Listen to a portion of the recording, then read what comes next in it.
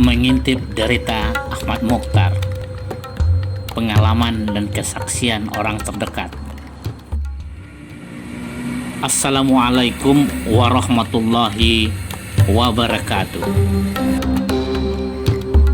Balas dendam Jepang terhadap Ahmad Mokhtar karena temuannya yang menggugurkan hipotesis Leptospira iteroid Hideo Noguchi, seorang ilmuwan kebanggaan bangsa Jepang, nominator penerima hadiah Nobel 6 kali antara 1913 sampai 1927, telah diskenario sedemikian rupa.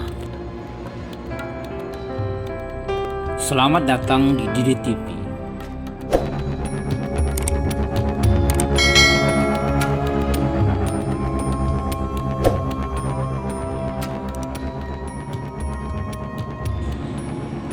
Beberapa sumber mengaitkan kejadian tragis Romusha dan Ahmad Mokhtar dengan vaksin TCD tercemar toksin tetanus. Namun tidak sedikit yang menyangkutkannya dengan operasi rahasia Unit 731 Nana Sanichi Butai, unit rahasia pemerintah militer Jepang yang bertugas menjalankan program senjata biologis dan kimia pembunuh massal.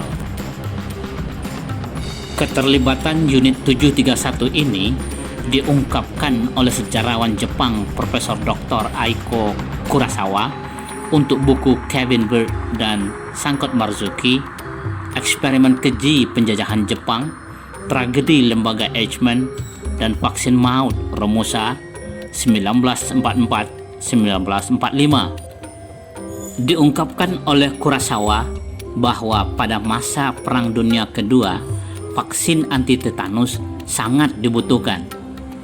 Pada saat itu, Prancis telah menemukan dan memproduksi vaksin untuk mencegah penyakit tetanus yang sangat mungkin menyerang prajurit di medan perang, sementara Jepang belum berhasil.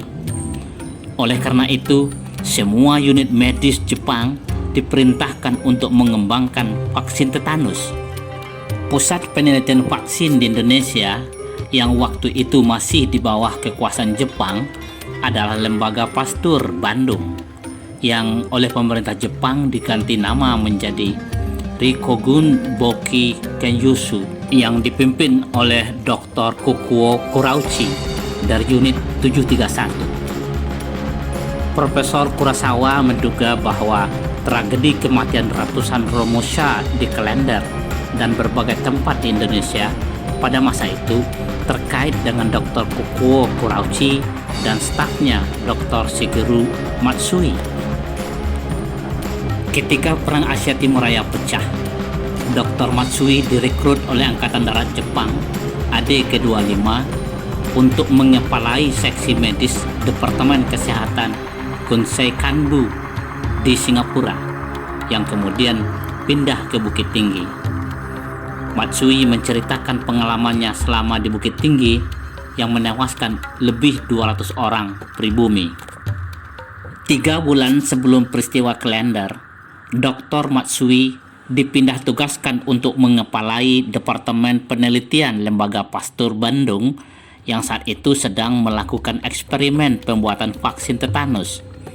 Sangat dapat dipercayai bahwa vaksin yang digunakan untuk Romusha adalah vaksin yang dibuat oleh Lembaga Pasteur Bandung tersebut. Peristiwa Klender, kematian ratusan Romusha setelah diberi vaksin TCD tercemar baksil tetanus, menyusul fitnah keji pemerintah militer Jepang terhadap Profesor Dr. Ahmad Mokhtar, sempat terdiam tertutup selama lebih 3 dekade.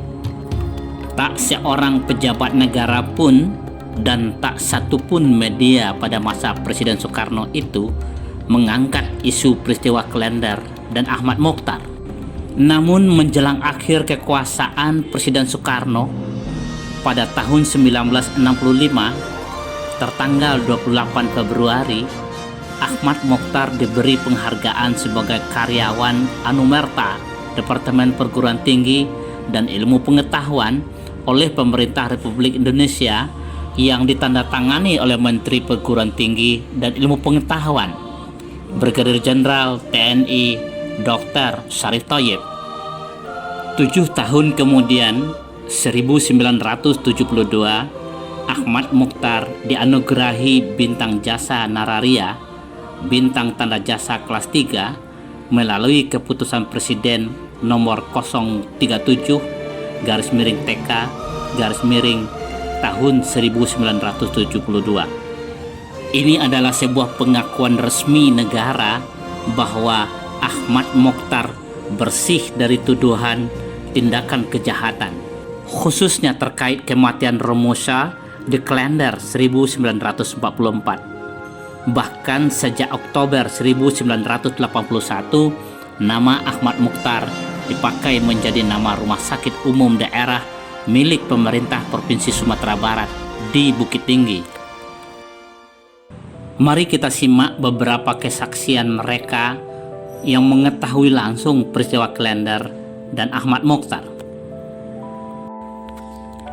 Siti Hasnah, istri Ahmad Mokhtar, tidak terlalu banyak memberikan kesaksian terhadap apa yang dialami oleh Ahmad Mokhtar, suaminya tercinta. Beliau hanya menceritakan bahwa Mokhtar dijemput oleh polisi militer Jepang, Ken Petai, setelah makan siang. Ia tidak diberitahu kemana Mokhtar dibawa dan mengapa Mokhtar dijemput.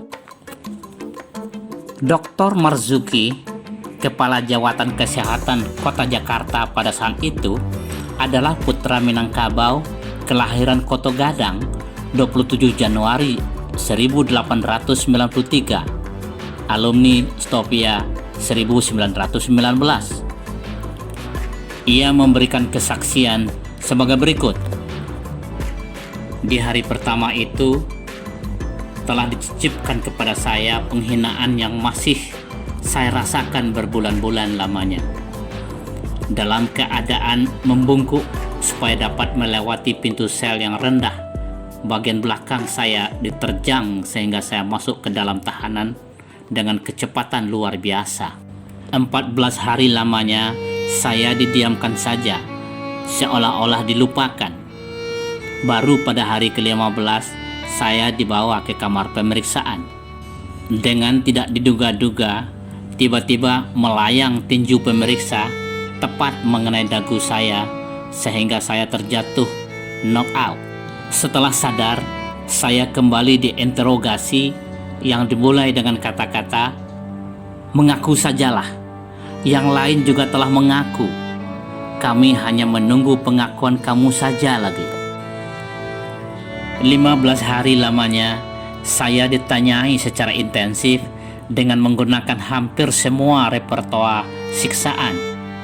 Setiap jawaban yang tidak mereka setujui diputuskan dengan pukulan dan teriakan "bohong". Pada tanggal 12 November 1944, saya diberikan secari kertas dan pensil dan disuruh menuliskan surat perpisahan kepada keluarga yang ditinggalkan. Katanya, saya malamnya akan ditembak mati bersama 2 orang dari penjara Cipinang. Namun surat itu ternyata tidak pernah sampai ke alamatnya. Sesudah tanggal 15 November, saya tidak ditanyai lagi. Peristiwa tak terlupakan terjadi di depan sel kami pada tanggal 9 Desember 1944. Di atas sebuah tandu terbaring seorang sejawat kami, Dr. Arif, dalam keadaan sakaratul maut, dan kami tidak berdaya menolongnya. Sehari setelah Republik Indonesia diproklamirkan, pada tanggal 18 Agustus 1945, saya dibebaskan. Jatman adalah seorang peneliti bakteriologi, pembantu utama Ahmad Mokhtar. Ia memberikan kesaksian sebagai berikut. Kemudian datanglah hari yang malang, 7 Oktober itu. Dari Eichmann Institute, yang ditangkap pada hari itu adalah Dr. Johanna Wiradikarta, Wakil Direktur Eichmann Institute, Dr. Hanafiah, Kepala Bagian Bakteriologi Eichmann Institute, Analis R. Subakti, Analis Nona Ko Kiap Nio, Analis Nona Nani Kusumajana, Mantri Laboran Sadio, Kepala Dapur Management Institute, Mantri Labor Ahmad Mokhtar. Profesor Dr. Ahmad Mokhtar ternyata sebelumnya sudah diciduk dari rumahnya. Di dalam pemeriksaan di markas besar Kempetai itu, mungkin saya dianggap sebagai terdakwa terberat setelah Profesor Dr. Ahmad Mokhtar, karena sayalah yang berkecimpung di bidang tetanus. Berminggu-minggu lamanya saya diperiksa terus-menerus dengan ancaman-ancaman, tamparan dan pukulan, siksaan dan sebagainya. Pertanyaan-pertanyaan penuh dengan tipu muslihat dilancarkan bertubi-tubi. Saya sering disudutkan dengan tujuan supaya saya masuk perangkap dan terpaksa mengakui apa yang mereka sodorkan. Setelah berbulan-bulan lamanya dan pemeriksaan sudah agak mereda, barulah untuk pertama kalinya diadakan konfrontasi saya dengan Profesor Dr. Ahmad Mokhtar. Anehnya, dalam konfrontasi tersebut, saya tidak diperbolehkan berbicara langsung dengan Profesor Mokhtar. Tiap kali diperiksa, beliau selalu diselubungi dengan kantong kain. Dikatakan kepada saya bahwa Profesor Mokhtar telah mengakui kesalahannya. Menurut mereka, Profesor Mokhtar telah mencampurkan satu tabung kultur tetanus yang isinya dimasukkan ke dalam botol-botol berisi vaksin TCD itu. Surat pengakuan sudah disiapkan dan saya diminta supaya ikut menandatangani surat itu. Isi surat tersebut sebetulnya saya tidak tahu, karena surat itu ditulis dalam bahasa Jepang. Karena pernyataan itu bertentangan dengan hasil pemeriksaan saya, dan lebih berat lagi bagi saya ialah bila saya menandatangani surat itu, berarti saya mendorong Profesor Mokhtar masuk ke dalam liang kubur. Maka perdebatan seru pun terjadi, di mana saya mengemukakan pendapat saya bahwa yang menyebabkan kematian massal itu bukan basil tetanus, tetapi toksin tetanus. Dengan panjang lebar, saya terangkan tentang tetanus baksil dan tetanus toksin dan bagaimana pembikinannya. Untunglah bahwa pada perdebatan itu penasehat dokter Jepang ada di tengah-tengah kita, paling sedikit menenangkan suasana. Maka penandatanganan tersebut tidak jadi.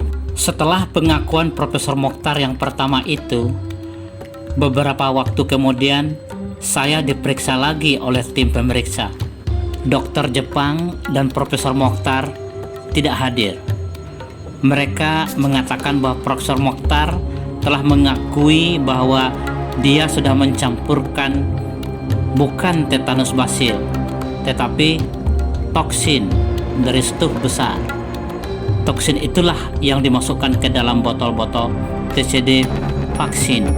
Untuk kedua kalinya, saya disuruh menandatangani surat pengakuan Profesor Mokhtar. Saat itu, jelaslah bagi saya bahwa segala itu adalah bikinan-bikinan dari pihak Jepang saja. Lagi-lagi terjadi perdebatan, di mana saya mengemukakan bahwa itu tidak benar, sebab saya tidak membuat dan menyimpan toksin. Profesor Mokhtar tidak mungkin membuat toksin sendiri, karena alat-alatnya tidak ada di bagian bakteriologi, terutama bakteri Kars yang disimpan oleh saudara Suwarto di bagian serologi. Saudara Suwarto pun dijemput dan dimintai keterangannya. Saya melihat anggota tim tersebut pada gelisah, tapi pemimpinnya, Tuan Marimoto, marah-marah kepada saya karena saya tidak dapat memenuhi kehendaknya. Satu hari, ada pembesar Jepang yang akan meninjau tempat tawanan. Maka semua tawanan dikeluarkan dari sel-selnya dan diperbolehkan duduk di halaman berumput. Pada kesempatan itu saya memberanikan diri bercakap dengan Profesor Dr. Mokhtar yang antara lain mengatakan kepada saya dalam bahasa Belanda, mereka menghendaki saya sebagai yang bersalah. Saya akan mengusahakan supaya kalian semua keluar dari sini.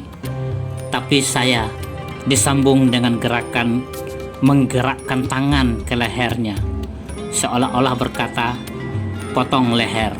Lagi-lagi saya mengagumi kebesaran jiwa Profesor Dr. Ahmad Mokhtar. Sebab ini berarti beliau mengorbankan diri demi keselamatan bawahannya semua. Setelah adanya berita tentang pengakuan Profesor Mokhtar, teman-teman saya satu persatu dibebaskan. Sehari sebelum saya dikeluarkan, saya dipanggil ke kamar pemeriksaan. Katanya untuk makan besar. Betul, saya diajak makan bersama-sama dengan beberapa orang anggota tim pemeriksa sebagai pesta perpisahan katanya. Esok harinya, setelah makan pagi, saya disuruh berpakaian rapi, artinya pakai jas dan sepatu.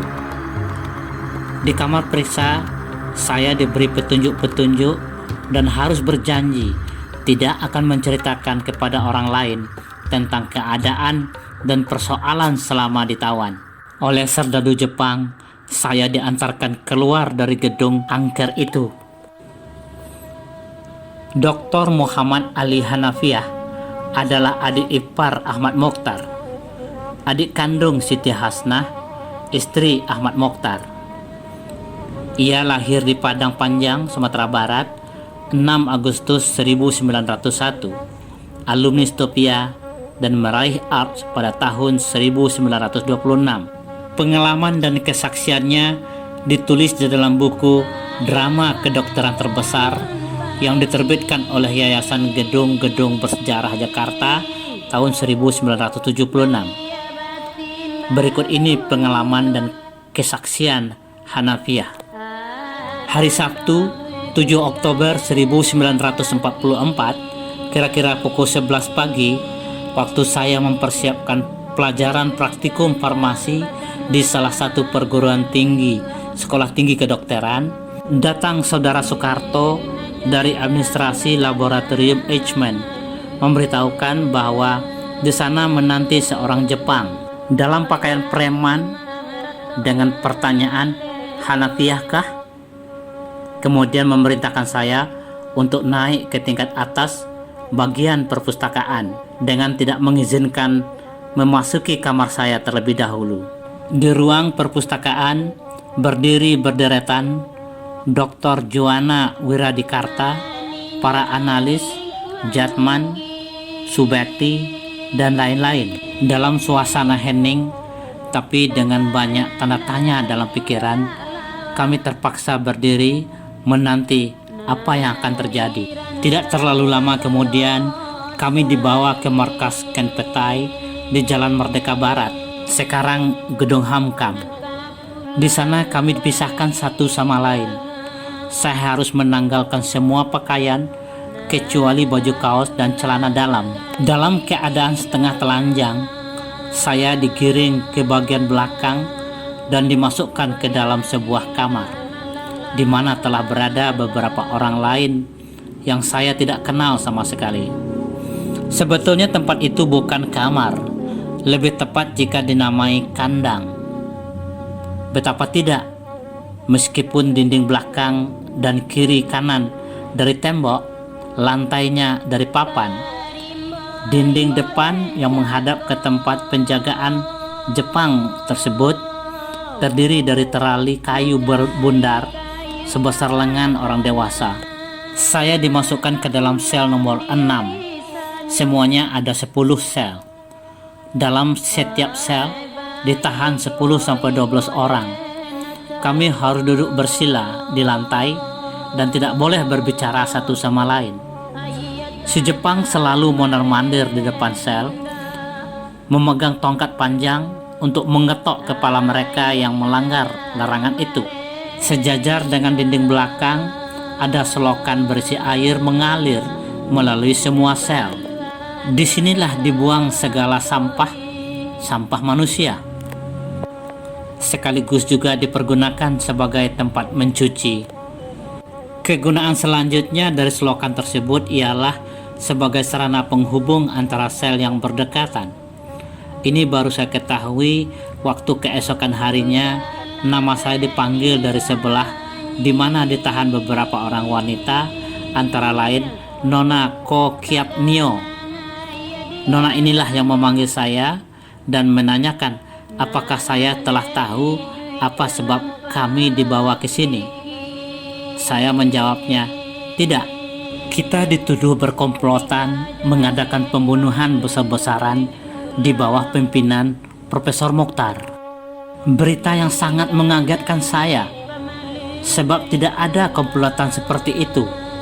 Sebaliknya, memberi harapan bahwa penahanan ini akan lekas berakhir, berdasarkan keyakinan bahwa tuduhan itu tidak pernah ada benarnya.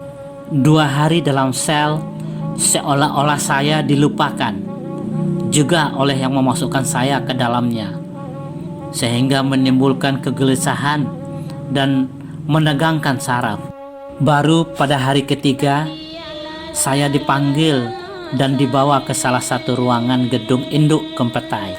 Pertanyaan-pertanyaan disampaikan secara kasar sekali.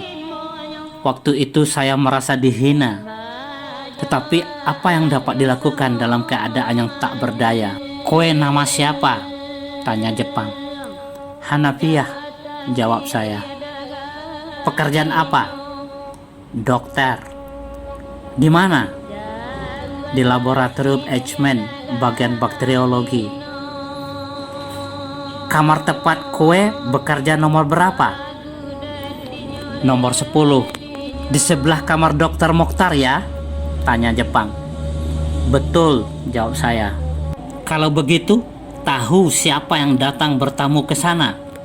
"Tidak semua," jawab saya. "Siapa orangnya?" tanya Jepang. "Dokter-dokter dari RSUP. Juga ada dokter-dokter Nippon," jawab saya. "Bukan Nippon, dokter Indonesia. Dokter Marzuki, Sulaiman, dan Ahmad Arif ada?" "Dokter Marzuki pernah, dan yang 2 lagi tidak," jawab saya. "Jangan bohonglah, nanti dipukul," sambil mengayunkan tongkat. "Betul, saya tidak bohong. Mesti ingat betul, kalau bohong dipukul." Besok saya tanya lagi. Kemudian saya kembali ke sel. Besok dan hari-hari berikutnya dipanggil lagi. Pertanyaan dan jawaban tidak berlainan dengan hari-hari pertama. Pada panggilan keempat kalinya, kira-kira seminggu kemudian, saya dibawa ke satu kamar yang ada perabotnya. Di sini saya disuruh duduk di atas kursi. Pemeriksa tidak lagi memegang tongkat. Tanya jawab tidak banyak berbeda dengan apa yang dilakukan pada hari-hari sebelumnya.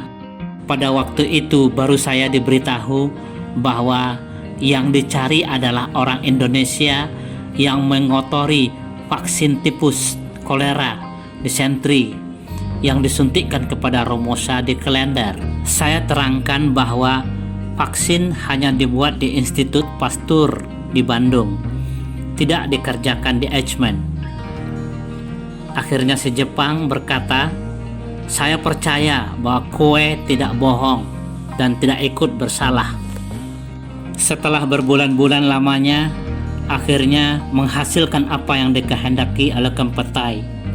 Profesor Dr. Ahmad Mokhtar dipaksa untuk mengakui bahwa ia mengotori vaksin yang menyebabkan kematian banyak orang dan dijatuhi hukuman mati. Pada suatu sore, semua tahanan diperbolehkan duduk-duduk di luar sel. Juga Profesor Dr. Ahmad Mokhtar, tanpa muka ditutup. Pada waktu itulah beliau sempat mengatakan kepada saya, "Sabarlah, kamu tidak lama lagi akan bebas semuanya." Itulah kata-kata terakhir yang tidak mudah saya lupakan. Waktu itu saya menyadari benar bahwa beliau tidak mengatakan sesuatu tentang dirinya.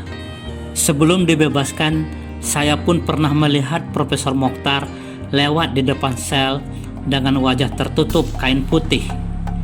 Menurut teman sekamar saya, itu pertanda akan dihukum mati. Profesor Mokhtar yang tampak lemah itu begitu perlahan melangkah Jelas terlihat betapa berat beban penderitaannya. Saat yang dinanti-nanti akhirnya datang juga. Pada tanggal 19 Januari 1945, Profesor Johana dan saya diantarkan oleh salah seorang anggota Konpetai dengan menggunakan mobil pulang tanpa satu keterangan atau penjelasan sedikit pun. Saudara, negeri ini telah merdeka, hasil dari pengorbanan mereka, pahlawan kita. Masih adakah atasan hari ini yang bersedia mengorbankan dirinya untuk menyelamatkan bawahannya yang bekerja tanpa lelah untuknya? Semoga saja